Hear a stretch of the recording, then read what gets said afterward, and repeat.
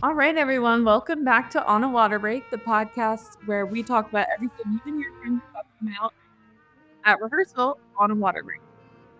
I'm Ashlee, and joining me today are Bobbey, Whitney, and Hayley, and we're excited to dive into what's happening in the marching arts this week. If you're new here, don't forget to subscribe and follow us, and if you have a hot take or a story, send it in through the link in our bio so you can be featured on the show. 8 off the mat and go. Welcome to On a Water Break, the podcast where we talk everything marching arts. Everyone, bring it in. It's time for a water break. All right, so let's meet our panel for this week. I'm Ashlee, and then we have Bobbey here with us. How are you doing? I'm good. Hi, everybody. Hey. Hey. And then we also Happy Pride Month. It is still June. It's still June for another 20 days currently, so I think it should be Pride Month every month, but you know. And then we also have Whitney here with us. Hi, everybody. Happy Pride. And it's been a minute since I've seen you, Whitney.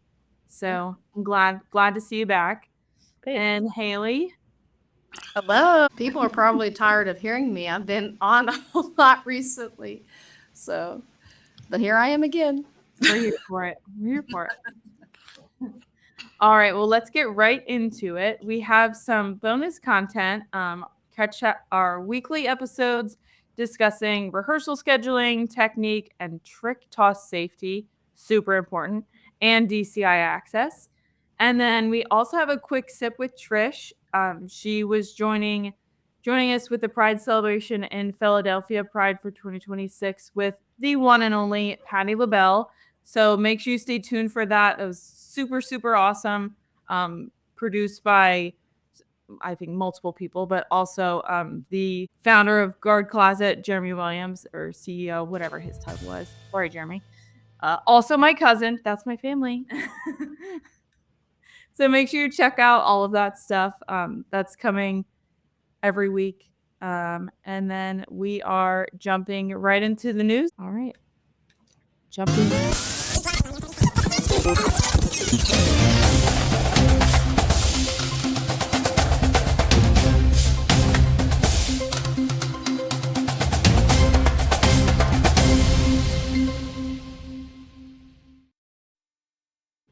All right, so we are going to jump right into the news, and I think we're actually going to start with Hayley and see what her news story is. Yeah, so we have a Kentucky band director, which I was really excited to see because I'm also from Kentucky.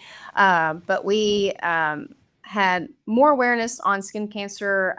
Matt Skaggs, he's director at Frederick Douglass High School in Lexington, Kentucky, and he, obviously we all experience so much sun exposure through this activity, and he actually had to have some skin cancer removed.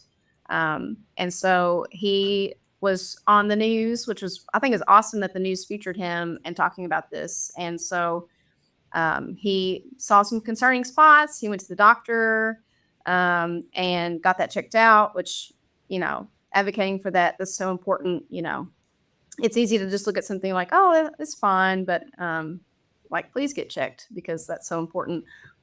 He went to his doctor and his doctor was like, no more sunburning, and said it multiple times. And so he's like, I got to take this seriously. And because of the skin care or cancer removal, he had to have, he has scars. And so this kind of hit home with me because, I was rehearsal last weekend with CT and I got burned because I didn't wear sunscreen. And so, even on this news article, Matt Skaggs said, I've done the math on the hours and we spend more than 50% of our time at band camp before school starts with marching bands. We are outside in the heat. And so, especially with all the things, drum corps, I was constantly outside. I remember when I marched, I had this huge patch on my chest that I sunburned, and we all called it Pangea because it looked like Pangea. And I was just like, oh, it's probably fine. And then finally somebody was like, you should probably get a scarf, handkerchief, whatever, and cover that up because it was really bad. And so I know I'm really bad about not wearing sunscreen because I'm like, oh, I'll get tan. It's okay. But is super, super important. And so Matt Skaggs was just on this news story, just like how prevention is key, and he's constantly applying sunscreen. He's wearing hats, wide brim hats. And so just kind of an awareness thing about wear your sunscreen, wear your hats like, you're supposed to. And yeah, super important because no one wants cancer sucks. And even especially skin cancer can be prevented if we take care of ourselves. So yeah. Yeah. It's the largest organ that we have. It is. Yeah. No, you're good. I was gonna say, I have to keep going to a dermatologist because my nana had a form of skin cancer, and she passed away like when I was really young. So I didn't pass the test from the dermatologist, so I have to just keep going back. And he's like, "Are you wearing sunscreen? Because I see a lot of freckles on your shoulders, on your back, on your face." I'm like, "Oh no, I definitely am." It's so hard to get caught up, or it's so easy to get caught up in like rehearsal and band camp and whatever you're doing. Like you have to actually dedicate time to like, okay, this is gonna be a sunscreen break, and that's it. That's really important. And I know that when we're rehearsing outside, we've got the staff totally just bearing down on the kids. Not only are you drinking water, you are reapplying and reapplying again. No matter your skin tone, I think there's a misconception about whether, I'm fair skinned people should wear sunscreen, and trust me, we do. But all skin types should be absolutely applying sunscreen. And I'm curious because Whitney, I know you do a lot of stuff during the summer. Do they, with all these, with the drum corps now really implementing a lot of these safety measures, and there's medics and doctors, and is that a big part of the conversation during tour? I really don't know. I haven't, this is my first year back to DCI since 2018. So I'm really not sure what anybody has to say about sunscreen or any of that. I am unaware if they're pushing it, but in regards to what you said about the skin tone thing, Black females are most likely to get melanoma because they often don't wear sunscreen because they don't think they have to. And they're like, "Oh, I'm just getting a tan." No, the sun damages everybody's skin. So yeah, it is very important. I've had a couple moles removed. I have a big scar on the back of my leg from this little mole that I got when I was marching crown, and they're like, it could be cancer. It wasn't. So yeah. Yes. Right. Very important. Wear your sunscreen. So reapply, kids. Yes. And reapply again. All right. Well, looks like Whitney, you have our next news story for us. Yeah. The Blue Devils International. I guess this is part of Blue Devils Entertainment. They are taking a drum corps to Europe this summer. There are 95 members going over to Europe, and there were apparently 600 members that applied. And it includes members ranging from recent age outs to accomplished educators and professional musicians. They are rehearsing in Wyoming, and then they will spend nearly 4 weeks overseas performing for audiences that number in the thousands each night. They go to the Netherlands, and they will be in a world music contest. It's a massive international music festival that's held only every 4 years. The ensemble will serve as a featured exhibition group during the event's opening weekend, and they'll perform as part of an opening ceremony and a four-show run alongside marching ensembles from throughout Europe and Asia. And then they go to Basel, Switzerland for the 20th anniversary edition of the Basel Tattoo. And they get to go to a castle. And the last time there was a performance by the Blue Devils was 2015 over there. So they're just all really excited. They're going to do a sing-along to Piano Man. And it just sounds like it's going to be a really awesome event. I actually know someone, she marched blue coats. Actually, she was the guard captain, and she teched for me at one of my old schools, but she's doing this. So I'm really excited for her, and I hope they have so much fun. That's such a cool experience. It sounds like one of those once in a lifetime things. Yeah. And we love to see the international really showing up in Drum Corps International or Winter Guard International. That's Right. That's amazing. Got to put the I in the WGI, DCI. Exactly. Exactly. All right. It looks like Woody has decided to show up at rehearsal. So hello, Woody. Where's our Starbucks? Sorry about that. All the technical. Let me get my camera right. There we go. All the technical world. I had to go to a smaller device, but here I am. I can't be denied. That's right. So, To show up late to rehearsal. yeah, I'm going to do a couple of laps, I guess. Yep. It won't be the first time. You know that grandmom guilt you get for being late for rehearsal? That's all I have now. Why are you late? Oh, I feel so bad. I feel so bad. Not the first time, probably not the last time. Hey, watch your mouth. Hey, at least you showed up instead of being like, "Oh, I'm late." Like some kids, like rehearsal, be like, "Oh, I'm already 15 minutes late. I'm just not gonna go. I'm embarrassed late." So I forgot. no, come on. I Yeah, will the go unforgot- tonight. The kids now, at least my experience is, they're so like faithfully truthful. Like they can't even bring themselves to say I was sick. Yeah. Like they'll be like, "Oh yeah, like I had to go shopping for my grandma's rabbit's birthday present." Like they'll just tell you like, the most Literally. ridiculous thing. Like And it's like such a ridiculous reason. And you're like, what am I even supposed to say to that? right. Well, we were in the middle of the news, Woody. Woody, we were in the middle of the news, so get your stories ready. I'm sure Ashlee will have you go next. All right. Yeah. Well, I'll go with the next one. I'll give you a little bit of time, Woody. Just a little bit. Thank you. All right. So our next story is not a super joyful one, but definitely one that should be shared.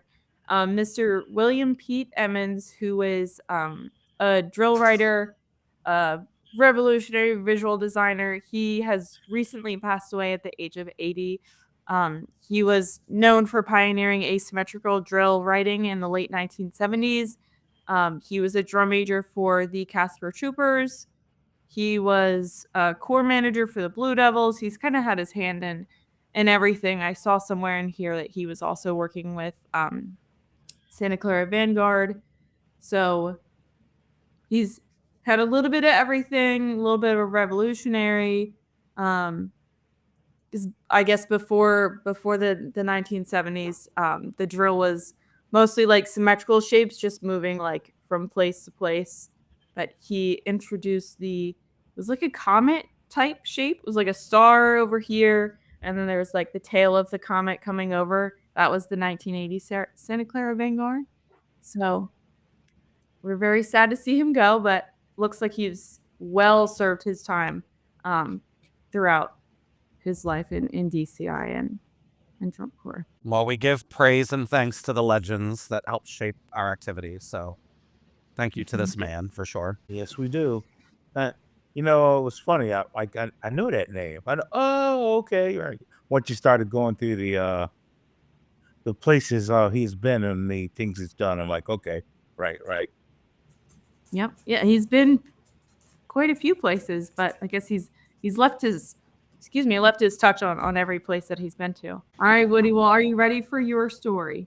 So, my story today, I thought was kind of inspiring. It's about a young lady out in Illinois. She goes to Effingham High School, and this young lady's in the marching band, and she has a prosthetic leg. She was born with missing a femur bone out of her leg, so this wasn't an accident as at birth.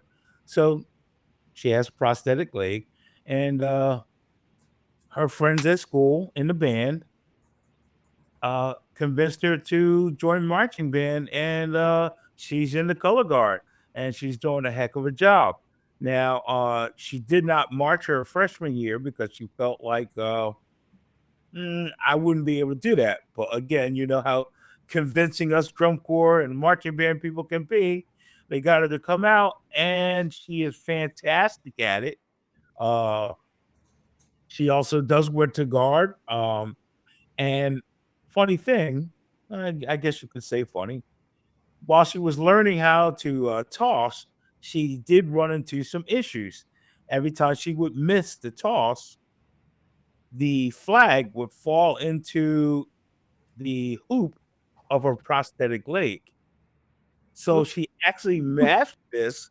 And during the winter guard shows, they always feature her being able to toss and catch inside the prosthetic leg. That's got to be a showstopper.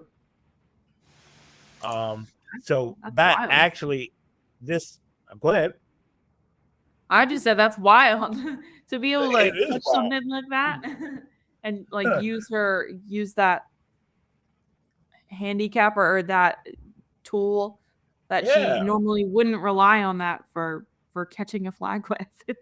And she's catching the flag. It's actually pretty neat. She tosses, uh, she does her toss and she sticks her leg out and it falls into the slot and people clap. They're like, well, you're already staring at her from the beginning. She has the same costume on as all the other guard members. So you can clearly see that she has a prosthetic leg.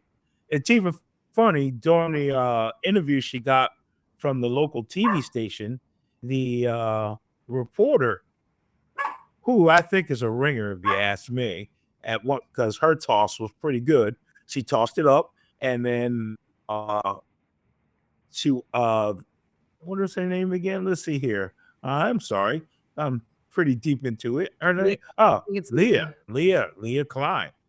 Uh, the reporter tosses the flag up, and then she walks up behind her and sticks her foot out and catches the flag. You're like, oh my goodness, man, that has to be a showstopper, right? So, after conquering that, she feels like I can do anything. She's on the track team, she's on the softball team, and she says it's all because her inspiration from being in band and realizing that when someone tells me I can't do it, I can do it. I just need to put my mind to it. How about that, right? Very positive outcome with that. The only thing that's disappointing with this for her is that she missed her freshman year, and now she's in her senior year and it's almost over. You never realize how much you're going to miss it until it's over, right? It's So I true. thought that was a very inspirational inspirational article, and I wanted to steal that from the guard people before they stole it from me. So I didn't want to do drum corps. I wanted to do color guard. Thank you very much. There you go.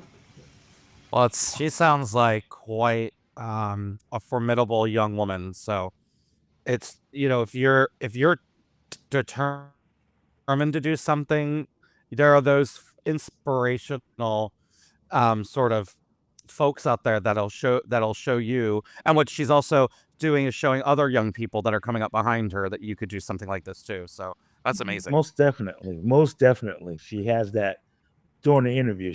She's not. I shouldn't say when you watch the interview. It's not that she's not cocky, but she's very encouraging and very positive, yet very sure of who she is. And I think that's fantastic that she's come this far.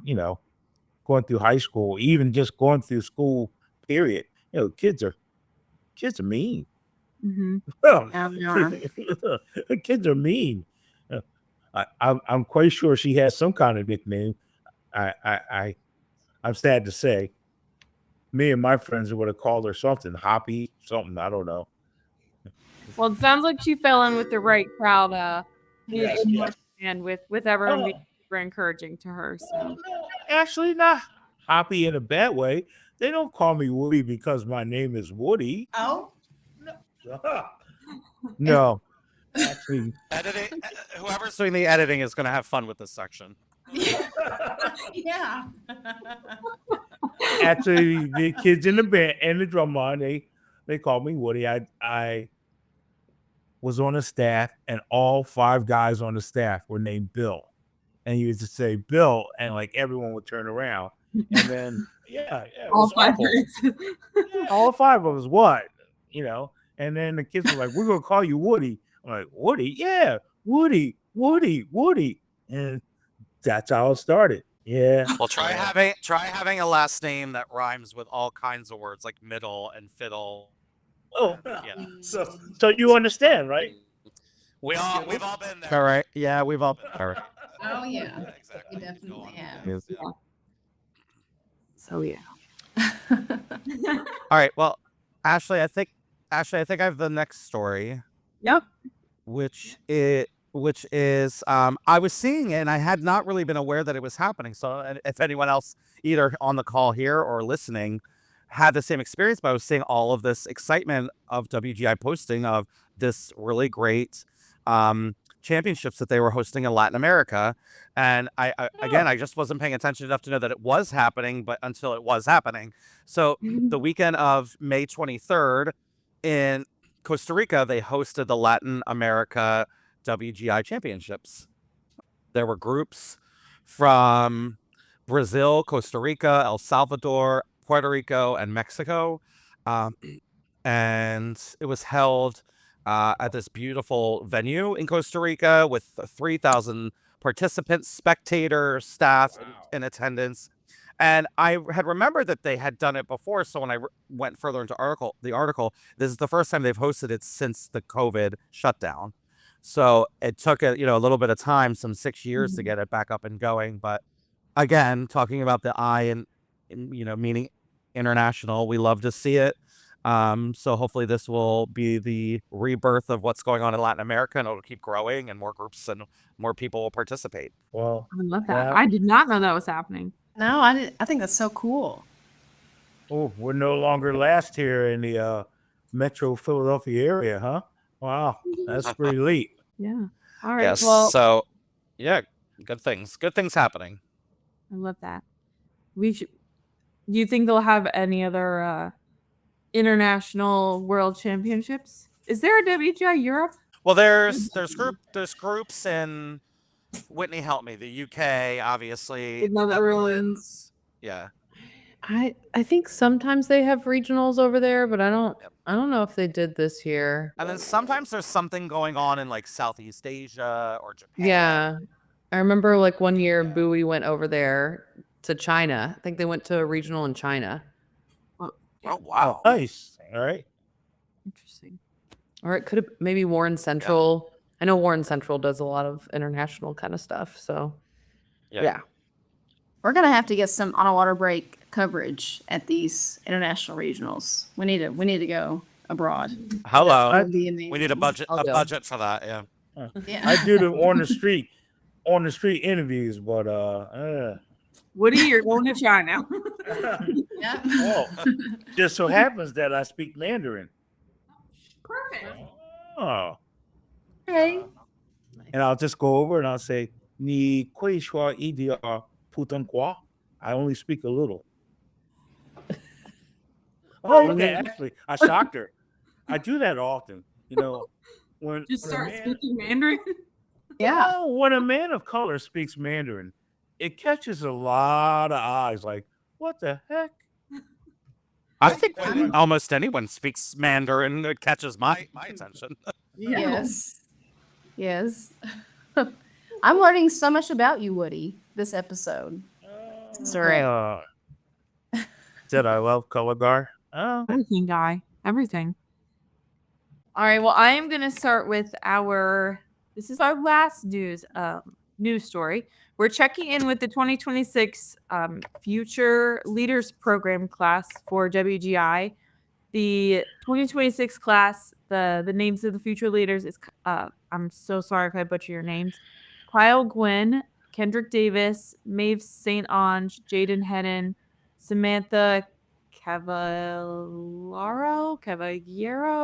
and Tyler Stump.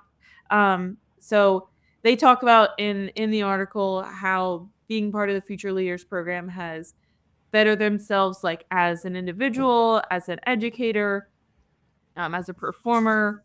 So it's really cool to see their perspective and say like how it's changed their life. Maeve actually Maeve went to high school with someone that I did college winter guard with. So it's kind of weird, or it's really cool to see like her in that role and like see her spin with Fusion, and also like know the person that I did college color guard with. So that's super awesome. And all of these members are from different groups. Kyle, Gwen, and Samantha are from Paramount. Kendrick Davis is from Strike Winds, and then Maeve is from Fusion Winter Guard. I'm not sure where the other two are from, but there's a lot of opportunity to grow in being in that program. Yeah, I always think it's cool because I think they are honored or recognized at WGI World Championships. They bring them down onto the floor. And so it's really nice to see that kind of investment being poured into our future leaders. Absolutely, yeah. And like being part of, like being a young performer in WGI and being like, oh yeah, I helped brainstorm, I helped fundraise, I helped do stuff for WGI. Like I don't know, that's just like mind blowing to me that it can, like, some people think it's like, oh, my one small thing isn't going to do anything like it in the real world in WGI. Like this is redundant. They're the future leaders of our activity, the thing that we love so much. So it's really cool to see them be a part of the change and a part of the future. Well, you know what it is, Ashlee. They don't realize that they're the future on the water break people, because at one time we were all future leaders, and now here we are ready to pass the torch. Here, take it. This thing is hot. Whoa. This thing is hot. I'm not quite ready to pass the torch. I still got some time left.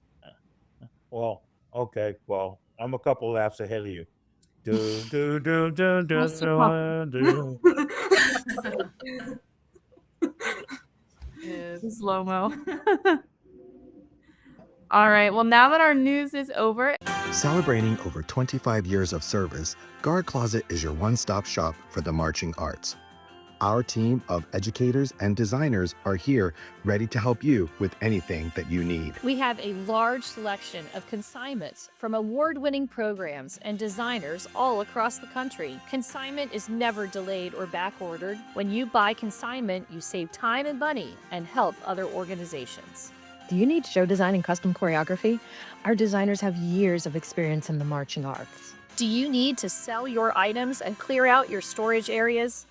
We take in more than 600 sets of consignments each year and return hundreds of thousands of dollars to our consigners for their sales. Do you need to have your students order shoes, gloves, and other equipment? We can set up a microsite for easy student ordering of a wide variety of items. Do you need custom costumes or flags? We have a team of designers and consultants who are ready to help you with all your production needs. Have you listened to our podcast On a Water Break? Weekly episodes and bonus content keep you entertained and informed with what's going on in the marching arts. We can help you get everything you want and need for your season. For over 25 years, Guard Closet has been here to help. Check us out at guardcloset.com or follow us on social media. So now it's time for 60-second tech block. Yes. 60-second tech block. 60-second tech block. I don't think I'm ever not gonna laugh while that audio is going on. Yeah, for sure. And I forget about the second one, that like where Ricardo is like screaming a 60-second tech block until it's happening. Yeah, I laugh every time too. That one and Trisha's What Are We Doing? Fantastic. Yeah. What are we doing? Yeah. With the New York accent. Yeah. Yep. The New Jersey, the New York. All right. Well, we are on our 60-second tech block. This is the segment where one of our hosts is put on the spot to deliver a nonstop 60-second tech session on a topic that needs some serious attention. So this week, our special tech, our visitor for the week, is going to be Whitney. Woo! As I'm not ready. I'm so not ready. You're so ready. Yeah, you Okay. got this. Mhm. You got this. So we have 3 different topics to choose from. Each one that she could absolutely speak for a full 60 seconds straight. So the first one we have is how to get prepared for the fall. Are we in design? Are we costuming? What are we doing? And then staying engaged during the summer because most of us are on break, but and how to take a vacation. What are we feeling, everyone? Ooh, sounds interesting. Because it's only 60 days to band camp. I think I know, Whitney, you've done some really cool trips that I've heard you talk about, or you did. I remember you went somewhere to Colorado or some painted thing, or anyway. So you seem to know how to like carve out time to do some cool things. So I think that like taking time for yourself thing, or you don't feel like that would be good for you. I just don't know if I can talk about it for 60 seconds. Like, I think number 3 is the one I want to do the least, actually. What? Okay. But whatever. Well, why don't you? Which one do you want to do? Yeah, what are you Which one feeling? more drawn to? I'm okay with 1 or 2. I feel equally non-passionate about both of them. So Why don't we do the where should we be in the process of things right now, and your best advice? Curious I like for the yeah. I don't think that's a good one. Okay. I'll pull a timer up. So are you ready, Whitney? sure. Okay. Here we go. 3, 2, 1, go.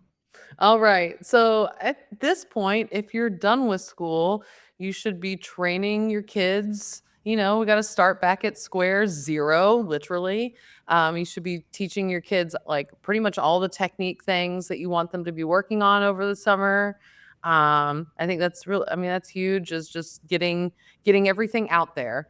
Teach them everything. Like you got to vomit it out there and teach them everything you want them to be working on. So hopefully they do work on it. We should be ordering costumes. We should have already sized all the members. We should be preparing flag designs if we don't have those yet. We should have music in kids' hands so they can start working on it. We should be sharing all of the design elements with all of the staff. We should be, talking to each other about design elements that we want in the show, programming, who's spinning flag or rifle. Oh, wow. See? Look at that. You just keep going. I mean, you had That it. was great. Yeah, that was great. Okay. Yeah. Cool. This is what they're doing. That was quick. Okay, cool. Great. 60 seconds goes by fast. Sure does. Yeah. Yeah. I'm all up in that process right now. I just want to say that you just really made me feel very behind. That too. I was thinking the same thing. Fitting the kids already. Oh my God. Oh yeah. Yeah. If you want your costumes Well, in, Yeah. I mean, everybody gets piled up, especially in July. Like if you're trying to like get ordered in July, like good luck. You might have it by October. I don't know. Some of these, I mean, there's got so many. And especially with, I feel like with the elaborate costuming that we have now, it's not just the guard. Like it's not like, oh, the band's in their just school uniform and their stock coat and jackets. Like they're actually in a full out costume. It's like you've got to get it all, and it's all got to match. And Well, that's when you call the guard closet and you complain, where is my stuff? There you go. Little plug there. You said consignment immediately. Let's go. Where is my stuff? Good thing they come through good like that. Yep, he'll get you right. Yeah, right now so here in Cecil, Tucky, in wee little Maryland, we are doing, so we've done like box shows the entirety of my marching career there and since teaching there. This year we've ventured outside the box. We're getting our own show arranged. So we don't have all the music yet. That's causing me great anxiety. Because band director is like, oh, well, what are you seeing in the show? I'm like, I don't know. What's the music? I need to listen to it. So that's a new thing that I'm dealing with. But we have super great arrangers. Named Dan Armistead. He went to University of Delaware with me. So I'm super excited about that. But I would be lying if I said, no, it's totally fine. I don't have all the music yet. But that's just is what it is. You don't have to have all of it right now, but we should have a couple parts. We have part 1. Parts. Yeah. Well, that's all I have written. I'm stressing here like I got a writer's block going, and I'm like, I got to get it. I got to get it. I sit down and no, I go watch television upstairs because I can't get it. And I frustrate Ashlee. See, all the Ashleys of the world. We only have one song, and it's big caps in 60 days.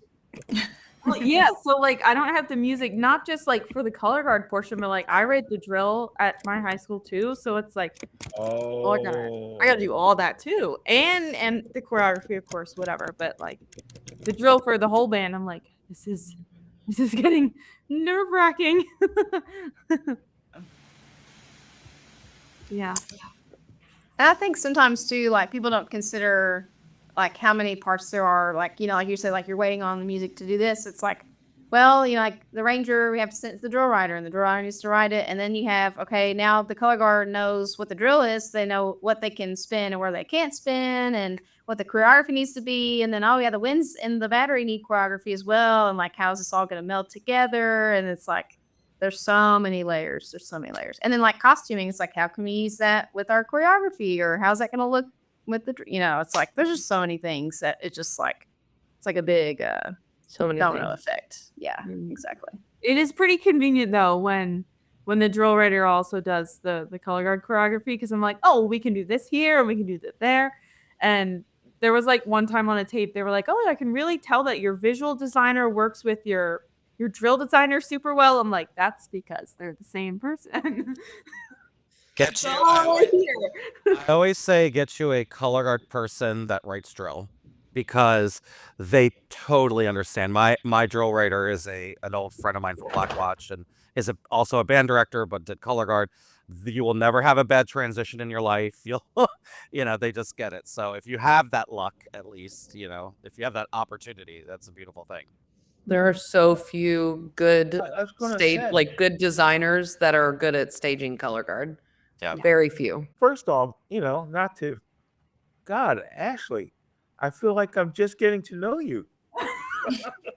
See, you have never met me before. As I'm listening to you talk, because I've never had the experience of the color guard person being a drill writer, I mean, you are a very rare form of person in the activity. It came out of necessity. The drill was so bad. I was like, all right, I can't take it anymore. I'm going to figure it out. And it's been fine for the past 3 years. So we're just going to get going with it. No, and then I'm thinking, oh my God, that's beautiful to have the drill person be the color guard person. Because like you were saying, with the staging of the color guard, it's always such an issue with, especially wind player drill writers.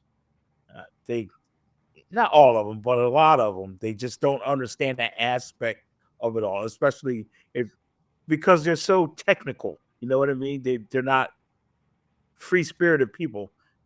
Just not much, but just not. And you're like, no, I need imagination. Well, sorry. Or it's just oh, the color guard's in the back. That's fine. In the back, in an arc, right? In the back, in an arc. You know who comes to mind, Woody, is Jenny Kraft, someone who was one of our area. She was the color guard director at South Brunswick High School for ages. She recently retired and was also their choral director. And I'm just giving backstory for anyone listening that doesn't know who she is. And she's very involved in U.S. bands and the main color guard circuit. But I know she wrote the drill forever at South Brunswick and was even their band director for, I believe, a period of time. And so I think about someone like that I know. I'm like, well, of course, their drill was always amazing, and their color guard staging was always so amazing, and that's why, you know. It makes me think, I'm going to have to investigate in this. This is a thing. Wow, that's pretty intense. I like that. Oh, I'm so small-minded.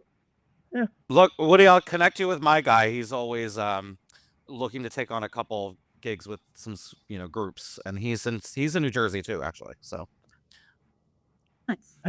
Well, actually, I have a young writer. She's just getting started. So I'm trying to develop her. So I'm thinking I want to hook her up with people like Ashlee or like your guy. So I she have no can, idea what I'm doing. Somehow it works. But like if you ask me to like explain how to do this form and do this form in Pyware, I don't know.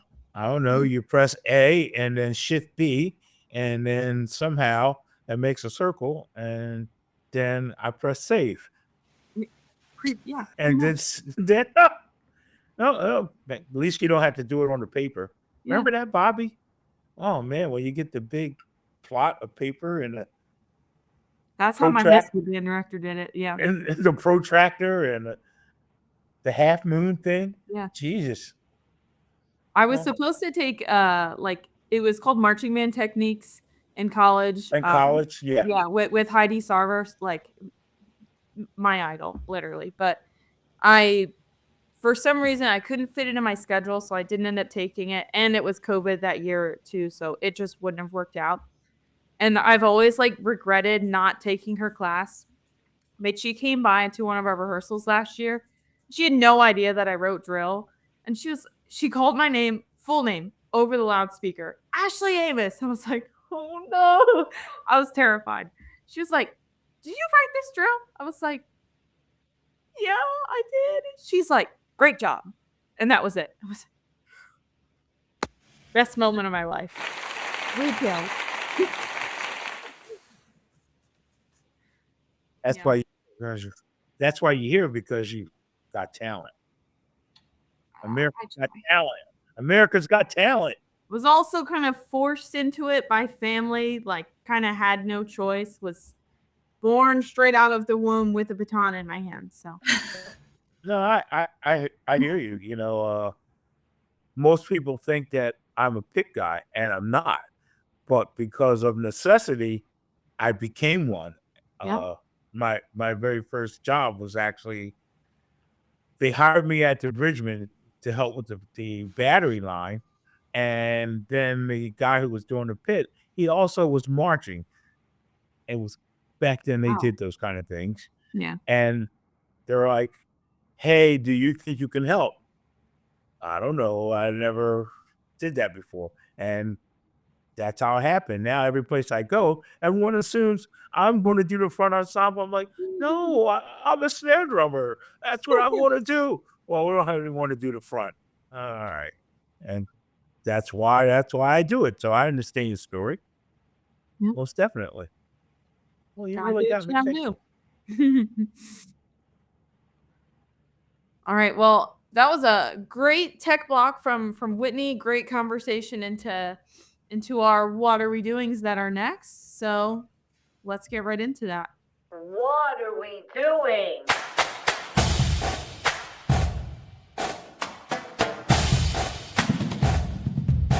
What are we doing? All right. So this is a part of the show where we can let loose a little bit, or maybe a lot. Depends on how you're feeling. This is your chance to rant about something that's going on in the marching arts that just makes absolutely no sense. So, first up, I can go. Only because I heard this come up a couple times in conversations with people, and I know that the subject of AI is forever omnipresent, and it might even have mixed reviews from this crew here and those listening. And so I'm not even giving a personal slant to how I feel about it. But what are we doing about, like, for instance, I believe I was told some of the big costume companies put out statements saying they will not accept AI images as designs for either costumes or flags, you could maybe submit them as inspiration, but they won't take them and turn them into your actual design. So I'm just curious, and I'm sure it's been talked about on this program before, but what are we doing with this whole conversation around AI, and is it helping our activity? Is it hurting our activity? It's an interesting time to be alive when it comes to that. This could be an entire episode, like literally. Yeah. I thought the Blue Devils post was really interesting, and I had a lot of friends. Like I was teaching at Castle High School when that came out, so I was like around a bunch of band and color ed people. But like I don't know that they really, and this is an opinion that was shared by a friend, but I don't really know that they had to do that. Like, did everybody see their post? I think I know what you're talking about. Yeah. They Like, put up something I and it mean- was clearly AI generated. Yeah. Right. It was like part of their logo or something like that. But then they came out with this whole post, and it's like, do we have to justify every single thing that we create? That's just cancel culture. That has been created. Yeah. Yeah. I mean, I'm not a super huge fan of it being used, and mostly from an environmental standpoint. Like, I mean, make your art however you want, but like, if it is really if every video that's made is really using like 1,000 gallons of water, like, can we stop? We already don't have enough like clean water and resources. Like, stop. So that's my. What this really does seem to be an issue, this data center thing, right? It's been really hot this week too. So I'm with you, dude. And plus, I have to think, the whole joy of being a designer is you designing it. Yeah. For me, I could see if, the band director at Ashlee School just said, well, I don't know how to do this, and AI designed a drill and didn't ask you to do it. Oh, I could see that. But out of desperation, desperate times calls for desperate measures. But the whole beauty of it all is the personal art. Why would you There's want so to many have AI do people. it? There's so many people that do so many things in the activity, especially design now. So many people have gone to school for design, and it's like, why are we not using those people? And there are people that don't charge a lot of money. You can find people that fit your budget, but like, I hate that people are literally not having jobs because of AI. Like, I think that sucks. Amen. In a sport of the arts, I'm not sure that AI should qualify as the art. I agree. And there's also the risk of the mistakes that it makes. I know people can like proofread and whatever, but like some of these AI images or videos, and it's like anything that doesn't look right. Like, Where did that hands come from? Yeah. Just saw I'll put it in the Slack, but there was one that somebody sent in a group chat that I'm in. They sent it literally yesterday, and it's this like college girl running on the field with her flag, and her flag like cuts like 8 planes that just don't exist, and it like goes through her body. It was wild, and I was like, I can't. And she's running and talking at the same time. She's like jazz running and spinning and talking fine at the same time. I'm like, this is not real. That's not like real. it's annoying. I'm annoyed by it. Yeah, that's insane. That's a great what are we doing? Yeah. Great. Wow, that is a show. Good work out of you, Ball. All right. Well, who would like to go next? Whitney, are you ready, or would you like Woody to go? Woody, go. What if I didn't want to go? You don't get the choice. Sorry. You can't be. Oh, I don't get a choice, huh? Yeah. Whitney, I'm with you. I hate this. I hate this part. I really do, but that's okay. I guess I'm annoyed because of what's going on around us. And as soon as I saw gas prices jump off like they did, I'm like, what are we doing? I mean, like, how are we going to sustain this summer? And I'm just kind of worried about the activity. We're like, what are we doing? What are we going to do? How are we going to handle this? And it's just something to really think about because going on the days of the school bus, that's not happening. And uh, in this, I was reading an article and they were talking about the way cores operate now. There's so much different with the amenities that the kids have to have, the type of buses they have to have, the places they have to stay. Like, ooh, what are we doing? And the overall ending was the kids now are paying for a product. They're not joining a group to do it like we did it, Oh, I want to go join XYZ, and it was a fun time.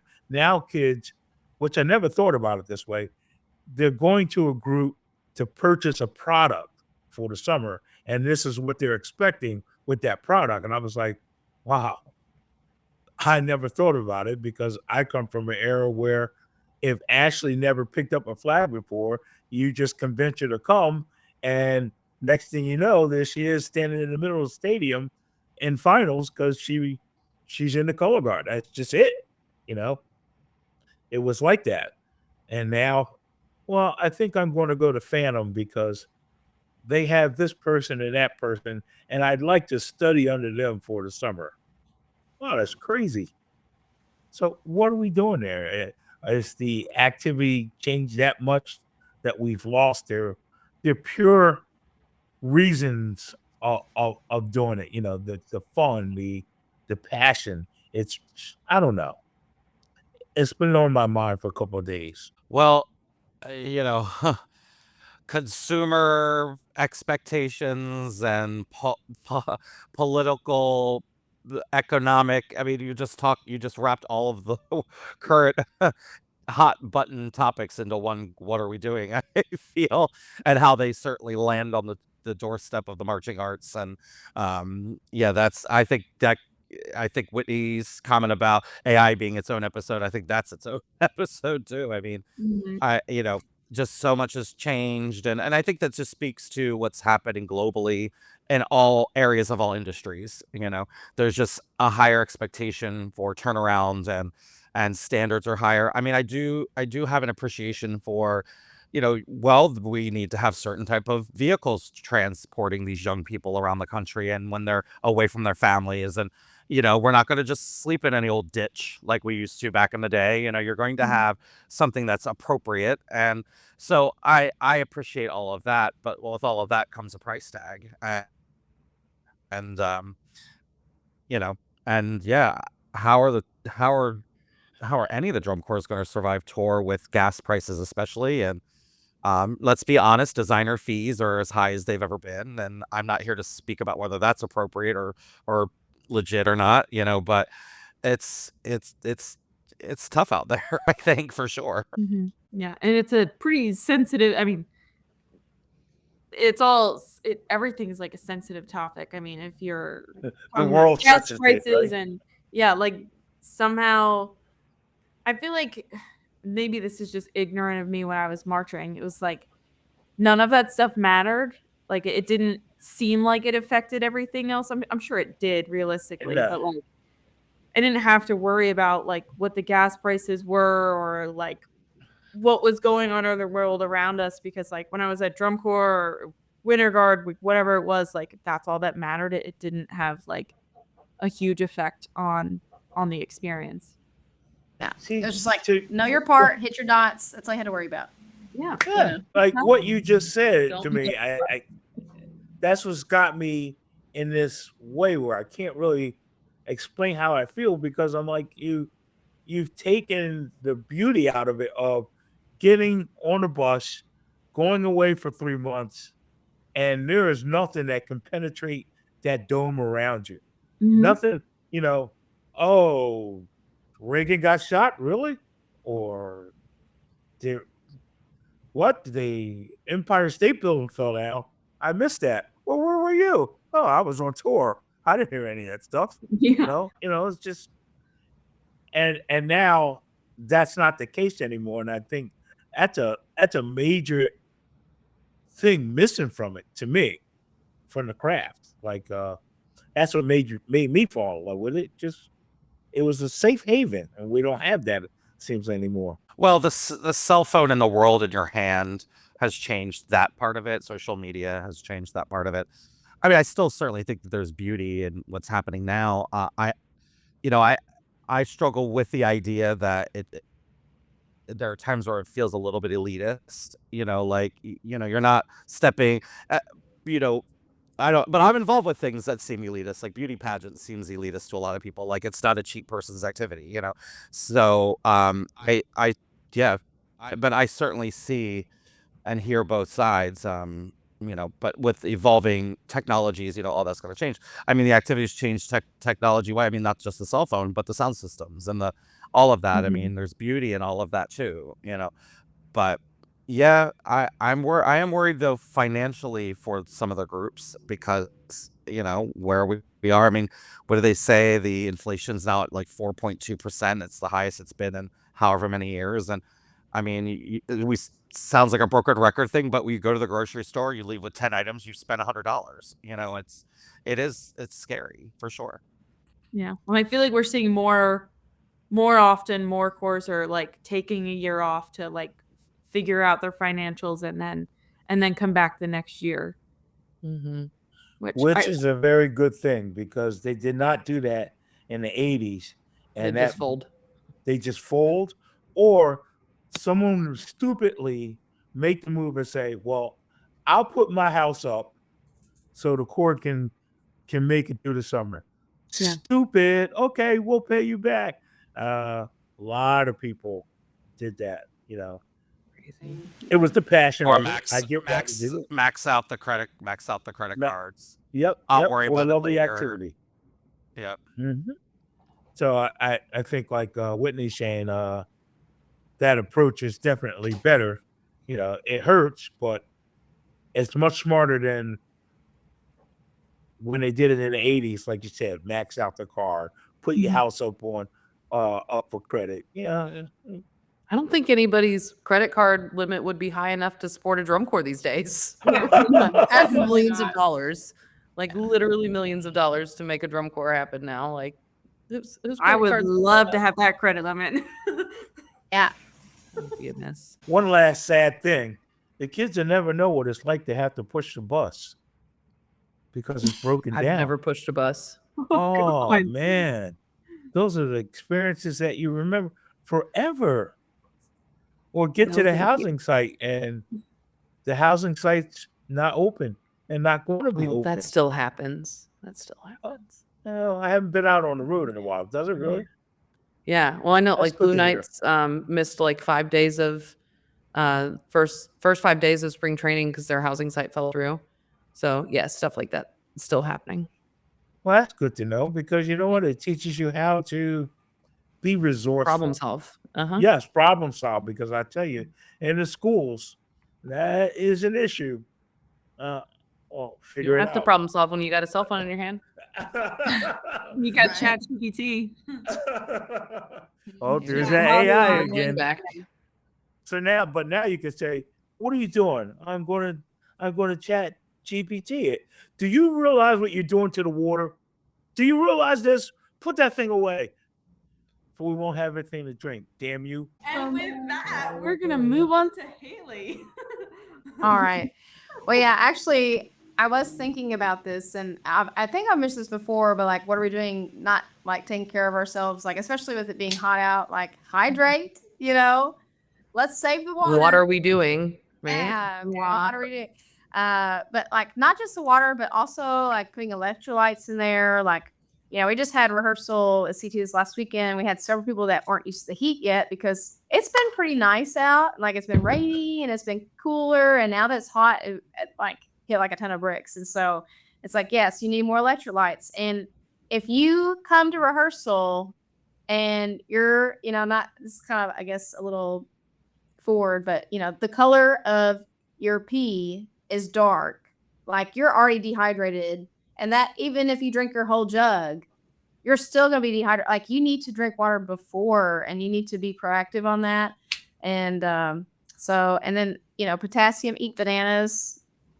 is, I don't know if everybody loves bananas, but maybe like potatoes, like just like trying to fuel your body. Like, what are we doing? Not taking care of ourselves. Do potatoes have potassium?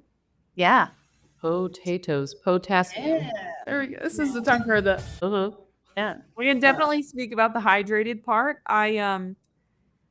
In my hiatus from the last episode, I was a little dehydrated because your girl had some kidney stones. No. Oh no. Stay hydrated. Drink. If you put some citric acid, like put some lemon or some lime in your water, it'll help break things up. Your weekly tip from Dr. Ashlee about how to not get a kidney stone. Yeah. I'm sorry. That's unfortunate. I've never had those, and I will like to keep it that way. I also don't like the like flavor packets and stuff, and like I just like my water tasting like water. It's So- God's Kool-Aid. Water. On the rocks. God's Kool-Aid. Love it. Absolutely. All I right, didn't Whitney, mean- are you ready to do your water? Ready. review? Okay. I'm ready. Circling back to drum corps, what are we doing not supporting the drum corps that we marched? Like, if you marched and that drum corps is still in existence, hopefully, like, why are you not going to see them at a show? Why are you not helping a kid with their tuition? Like, $50 is help, you know? Why, like, if somebody asks you to donate for this or that or the other, like, why aren't you helping? Anything helps, literally. If everybody does a little bit, it's covered. So that's fine. And like, if you have a good job now and you're not teaching band anymore, stay involved. Like, you should still be supporting the places that turned you into the adult that you are and helped you get the job that you have now. So support your drum corps. I don't like, do something. Give back. Do something. Anything. That's a good one. Yeah. That deserves a Especially hand in clap. like the economy that we're in. I feel like everyone's a little stingy with their money right now, but like if everyone, I don't know, like if 500 people donated $1, do math, like it's gonna equal out to be something. Something's better than nothing. It Yeah, works for the politicians. Well, and even- That's wrong. Well, and even volunteering, like for instance, I'm on the board of directors for a color guard that I marched in and was involved a lot with, just different things. So it doesn't even have to be financially, like you said, Whitney, just showing up to a show. And I've actually had this thought recently too, that I think about the years that I marched, and if we all want to reflect on those years, and you think about the people you marched around, but like maybe a fifth to a third of those people are still in the picture somehow. But for some reason, it seemed to be the most important thing we were all doing at the time. So how is it not somehow still in your DNA to have just completely walked away from it? And I get it. People get, high pressure careers and have families, but showing up to a show, sending in a $10 donation to that group, every $10 counts. And it is interesting to me that people do just find the ability to just really just totally walk away. And who knows what their experiences were. But yeah, I've been thinking about that recently for some reason. Yeah. Boy, inflation is everywhere. We went from $1 to $10 really fast. Wow. Anything Yeah. helps. Yeah. And even just like supporting the members, even if you can't, maybe not just want to do money, like you can bring Gatorades to rehearsal, or like, hey, I'm going to show up to the show tonight, but they're rehearsing over here. I'm going to go show my support, even like that means a lot to the members too. And just making that connection of like, hey, we've done this, not at the same time, but we're still together in this, That can And be having good. people at rehearsal watching you is so much better for like as a performer, like I hated rehearsals where, we're at ensemble and it's hot as crap and no one's in the stands. Like, please come and watch us so I have someone to work for. An easy thing is like even buying a box of those cheap freeze pops and sticking them in the freezer. You get like 100 of them in a box. Take those, drop them off at a rehearsal. The kids and the staff go crazy. Just small things, small gestures. Yeah. Yeah. It mean a lot. And they add up. Hopefully, we will inspire some people when we go viral with this particular episode. That's right. That's right. Why are you here? Because we watched On a Water Break, and we are here to service you. What do you need? cooking ladies, take the day off. The volunteers are here. It'll be the Oh, all that's water meant to. crew. Yeah, maybe we Oh. should just make just appearances like in a Ghostbuster car. Popsicles. And then we just speed off. Who were they? I don't know. The popsicle patrol. Oh, love it. All right. Well, I think it is time for my what are we doing. I'm going to pull back from DCI and all of that. I'm going to dive into the baton world. I guess this kind of should have been brought up maybe a little bit sooner. So our Baton Nationals is coming up like beginning to mid-July. There's a couple different organizations, but for like the lower level teams, like the beginner teams, what are we doing not choosing appropriate music? Not even like sultriness, not even like that kind of appropriate, like the actual musical construction, like a beginner team using like a song that's in 3/4 time. They can barely count to 8, so the understanding like the musical composition, and like there's an event called X-Strut, so they use like march music like the Washington Post, Stars and Stripes Forever, like all those types of songs.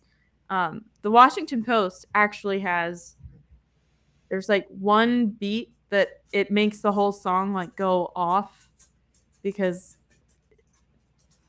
we have to like stay in time for that event, like drum corps does, like in color guard does, like their feet staying in time. So that makes the whole thing go off. It's like, what are we doing not being mindful of the things that we're asking our performers to do?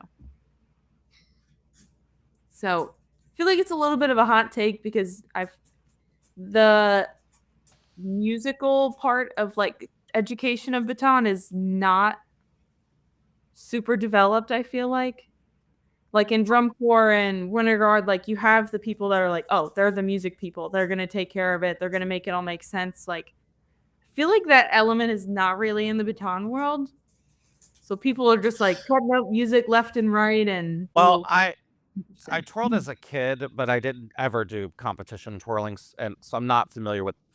I'm familiar with the circuits and have seen a lot of the videos, and I know, Ashlee, you travel all over the place and judge and all of that.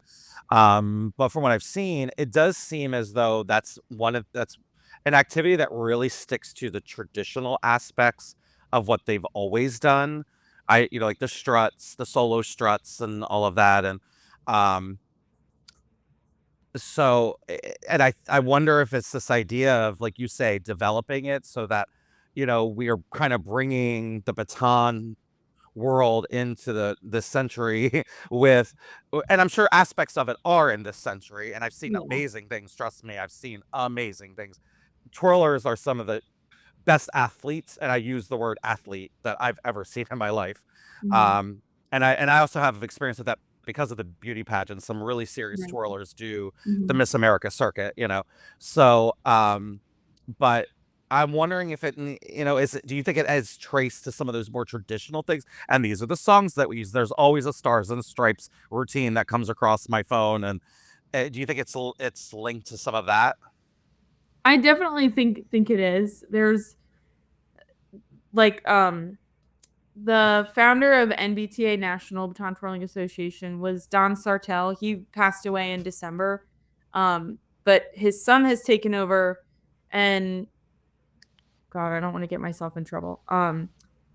It's kind of just taken like a different approach to still traditional, but I don't know. There's something just like the artistry sometimes can feel a little bit lost in the USA, especially. Like in other countries, they're just doing like completely insane things that are just so beautiful, and like they're asking their athletes to do so much. But sometimes in the US, I feel like we're still just doing the same basics and just doing the same routine, just to a different song. And it's just not as exciting as I feel like it once was. We're kind of like recycling choreography, which Makes no sense. Well, you might need to be a part of the revolution then. Yeah. There you go. There you go. The problem is it's trying to get into that inner circle. Like, it's a little bit tough.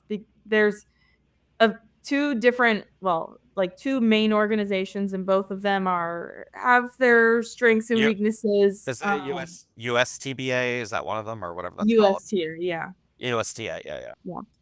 So getting into those inner circles and like trying to make change in a both of them have some controversial things going on. So it's like just a little bit of a weird environment right now from my perspective, at least. Yeah. As I listen to you talk, I'm like, well, they sound pretty parallel to I guess the years when the marching band and drum corps were making the shift to where we are now, like during that early 2000s, leaving the 80s style and transforming it to what you see now. Yeah. Sounds like the same kind of problems, you know. That's interesting. That's very interesting. You know, some people are like breaking through the barrier and like really doing different things, but the other problem, I literally could go on for this like forever. The people that are doing the intricate things and like doing the new crazy things, like they're not necessarily being rewarded for it by some of the judges. So it's, you know, starts at the top. Like, we got to figure out what are we actually supposed to be rewarding, and like we need to have more of a standard, because I feel like it's even more subjective than color guard, because some of the things that you have to do to be a judge are not a whole lot of like a long list that you have to do. Like, one organization, it's just like a phone interview and like a few questions. The other one, you have to take like training. So somewhere in the middle would be nice to have some standards across the board. Yeah. Oh, Ashlee. Yeah. Well, I'm gonna shut my mouth because I don't want to get myself into trouble. Well, that I'm on your bandwagon, because I'm like, as much as I would have to say about it, the associations that I am associated with will pull me aside. I have been pulled aside before for expressing my feelings right here on the water break. You know, just watch your step. You're right. I was just talking, but I hear where you're coming from. That's a hard bridge. We still struggle with it, so don't feel so bad. We still struggle with that whole thing in our community. It's just not as bad as in the old days when someone would say, "Well, what about demand?" And then the whole room would just fall apart. Oh my God, not demand. Yeah. Very subjective. Yeah. Very, very much so. And I know I'm not the only one, because my parents and I, like, we go to competitions together and we judge together, and like someone will do something and we'll just like look at each other, give the look, and we're just like, okay.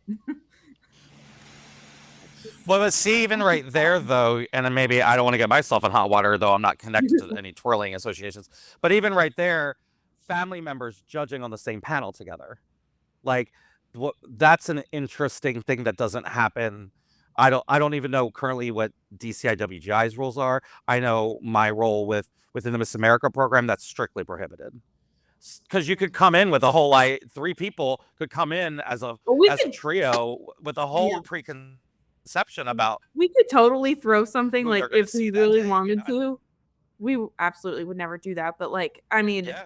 and You people wouldn't do do that. say to You us, wouldn't do like, that, yeah, but- they're like, oh, we actually were hesitant about bringing the 3 of you because, like, what are we, like, planning a coup for baton twirling? Like, that's totally ridiculous. Maybe. Oh, maybe. But anyway, well, Ashlee, good luck with that. Thank you. You got it. Tall order. Yeah. Maybe Baton- because baton you're conspiracy theories.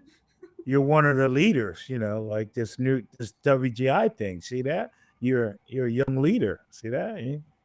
Well, You are there's the nothing future. like that in baton, so You- that would you are. actually be a nice thing.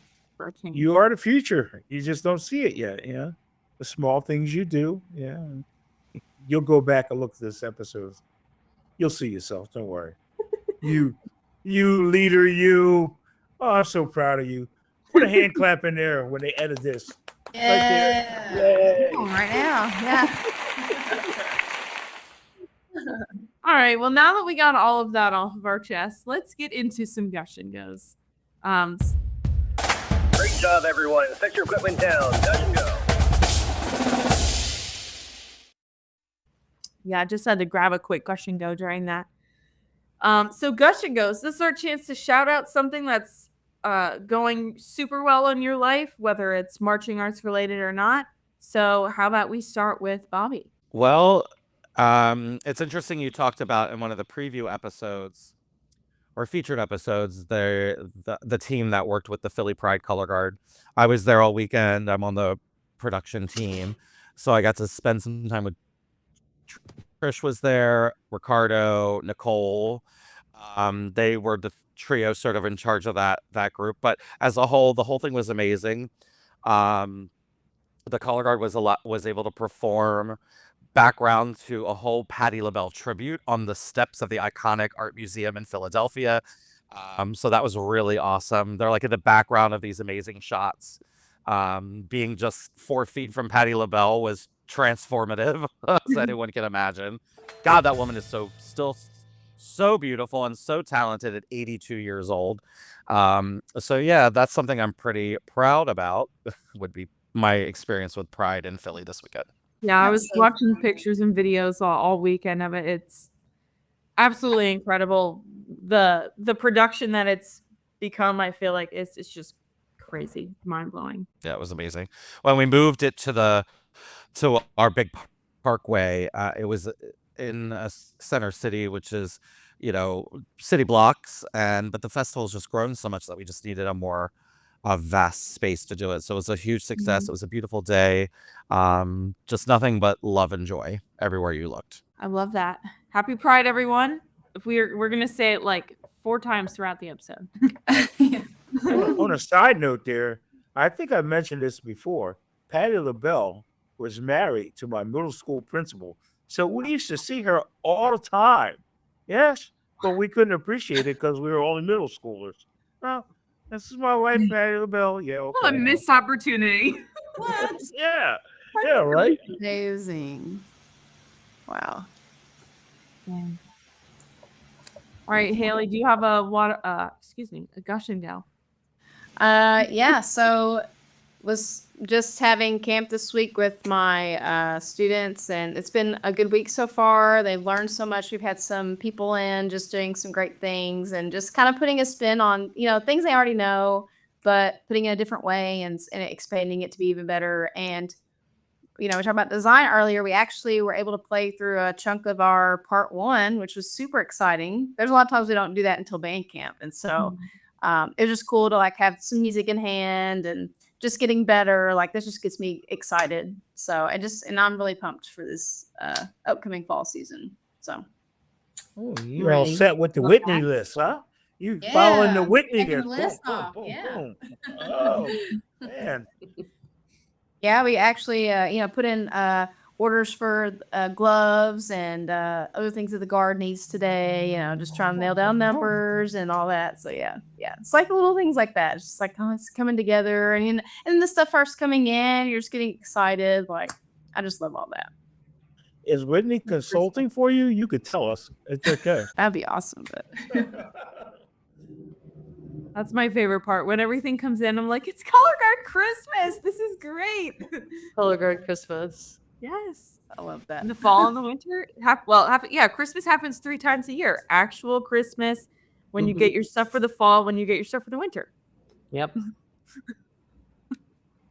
Color Guard Christmas. Whitney, do you have a gush and go? Yeah. I go to Blue Nights on Sunday for 2 weeks. Ooh, so fun. I know. I haven't really taught any drum course since 2018. I wanted to take a little break from it, and here we go. So I'm excited to finally be going. It's crazy to be packing my suitcase because I haven't had to pack a suitcase for drum corps, like a long stint in a very long time. So I'm like really struggling. Also, I'm there for 2 weeks, but I arrive on a laundry day and then there's a laundry day right before I leave. So I have to pack 2 weeks of clothes. And I'm like, I have a lot of clothes, but I'm not finding anything I want to take with me to drum corps. So that's yay. Yeah, well, at least Sounds like you need a shopping trip. I need a shopping list. I need a packing list because I think I'm failing. But you could do people's programs, but you can't pack, huh? I see. I'm a chronic overpacker, so this is gonna be bad. That's good for drum corps 'cause you never know what you're gonna need. You know. Oh well, like 70 pairs of underwear, 30 pairs of socks. Anything can happen. Oh yeah. Throw in an evening gown just for good luck. You never know. Got Oh it. yeah. I will do that. Okay. I'm gonna take my rhinestones as well, and probably too many books. Oh, never too many books. Yeah, I literally have one sitting right next to me because it's summer and it's time to read. So, yes. All right, Woody, do you have a gush and go for us? All right, I'm gonna break the cycle here. I'm going with something different, way different. Anybody here watch the WNBA? No. No, that's a no. Well, there's this young lady. Her name is Caitlin Clark. Yes. Unbelievable. Well, the last game they played the Mystics, which is Washington or whatever, and they were down by a point, 1 second left to go. And well, Caitlin and the coach are not really on the same page at all. Not getting along at all. And they drew up a play and she wasn't involved. Her girlfriend tossed her to pass, even though she wasn't supposed to, and she got the game-winning foul. Oh yeah, this Caitlin woman, she can shoot from literally the logo, and it's just a thing. She don't even think twice about it. She's awesome. If you ever get a chance to watch her play, or just type it in the shorts, she is phenomenal. And just to watch her walk by and she's high-fiving everybody, and the coach, they don't even look eye to eye. They just shake hands and she just keeps walking by. I'm like, wow. She told her, take me out of the game. I'll show you. So let's see. This woman, I never watched women's basketball before. And this woman has the nation watching women's basketball. She literally has put it on the map. Take a moment. It's really, really cool to see. Woody, have you seen that they're looking to start a team in Philadelphia? That's one of those stories going around. Yep. They are supposed to be expanding, and already the rumors of, well, Caitlin Clark wants to leave or something. I'm like, oh God, please come to Philadelphia. Hey, when I was out of DCI last year, if you don't think I scheduled going to a Indiana Fever game, you're out of your mind. Yes, I did. That's cool. Yes, it's great. It's nice and refreshing to watch. Women's basketball is rough. Boy, cat scratch fever. Ooh, man, it's pretty intense. Pretty intense. I've actually heard a lot of like men basketball players say that they watch WNBA and they steal plays and tricks and stuff from them. That's right. They're better. Well, you know what it is about the WNBA? It's a very it goes back to the earlier days of structure versus athleticism, if you know what I mean. You know, like when you watch the NBA, most of it is just the sheer physical strength of it all. They are foundational solid, you know, don't go for the slam. Here's Bobbey, give him the pass because he's standing down at the bottom, let him do the layup. So that's what's really nice about them. They're very structural. Like, how can you say it? They're very A-class. not in a bad way. The foundation is more important than the showmanship. They're not world class. They're open A class. And as we know, A class groups can a lot of times be more entertaining to watch than a world class group. Why? Because the achievement is there. And that's what's nice about the WNBA. For me, I enjoy watching it. Sorry. All right. I like that little connection. Yeah. Natural world. Well, if you judge, you're supposed to be able to do that. You're supposed to be able to look at anything and be able to take the sheets are set up that you should be able to look at whatever you're looking at, and the criteria sheets should match up, and you should be able to put a number to what you're watching. That's a very good exercise for anybody who is thinking about judging, or if you do work, take the sheets and put it up against that same thing. Yeah. Huh. Interesting. I try to be. We want to be viral. That's what we want. Yeah. That's right. Right. Well, I guess it is time for my I keep saying what are we doing? I swear I'm not trying to be negative. My gosh. Time for my gush and go. I think I'm kind of on the same boat as Hayley. I'm super excited about the fall. I have my costumes sketched out. So I'm a little bit behind in that, I guess. I'm gonna get the kids measured this week. We have our first number pretty much finalized. We're working on getting the second one arranged. I'm just really excited about the show concept, and the songs that we're using are super cool. And the kids are super excited about it too. So just seeing it all come together and kind of start the season is super exciting. Oh yeah. And seeing the kids being excited too is it's fuel, just they're bought in and they love it. This is going to be good. Yeah. Yeah. Well, and the uniform, I think they're usually most excited for the uniform part, of course. They're like, are they going to be cute? I'm like, guys, I wouldn't put you in something ugly, please. All right. I made a sketch and I showed it to them. They're like, Miss Ashlee, that ate down. I'm like, I don't really know what language you're speaking, but okay. Literally. They're like, plaque it. Okay, Miss Ashlee. They're like, okay, Queen. I'm like, you can call me Miss Ashlee, but Queen. Wait a minute. No, keep calling me Queen. Did you just crash out on me, Miss Ashlee? Oh.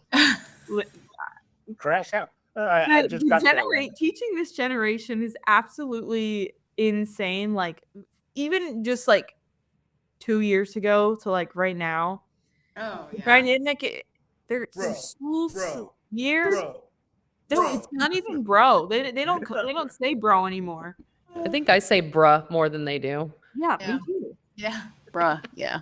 Bruh. We're that is so old school, Miss Ashlee. We don't say that anymore. I'm old school.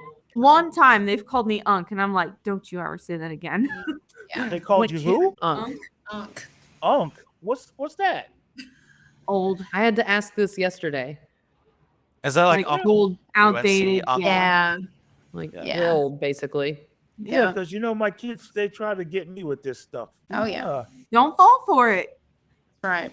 You gotta stay educated about the lingo. You need a dictionary. You need Urban Dictionary in order to speak to them. Seriously. Yeah. It's funny. In my class, I had a girl. She's like, "Oh, this is a couple years ago. That's ratchet. You mean wretched, right? No, ratchet. Ratchet. Yeah. Ratchet? Yeah. Oh, Woody, Ratchet's 10, 12 years old at this point. It was a while ago.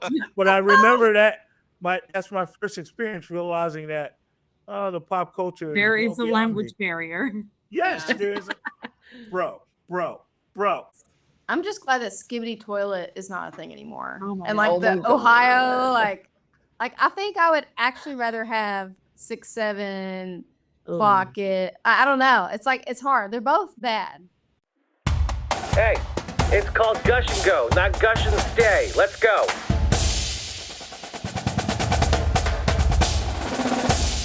All right. Well, with all of our gush and goes done, I think we're about done. We're gonna wrap up here. But If you have a question or a good topic to talk about, make sure you send us your water redoings and your gush and goes or news stories if you have them. You might even be able to see yourself featured on a future episode. So make sure you check out the link in our bio to submit using our form. And thank you everyone to Woody and Bobbey and Whitney and Hayley for a great rehearsal this week. Thank you to everyone who is spending time with us today. And there's just one more thing. Make sure that you subscribe to us. Don't forget we have a YouTube channel now, so you can go subscribe that. You can see us there through our YouTube videos. Before you close out your podcast listening app, go subscribe, write us a review, and share this with a friend. And follow us on social media at On a Water Break. And we'll see you at the next rehearsal on a water break. The On a Water Break podcast was produced by Jeremy Williams and Christine Ream. The intro and outro music was produced by Josh Lyda. To learn more, visit lydamusic.com. And until next time, thanks for tuning in.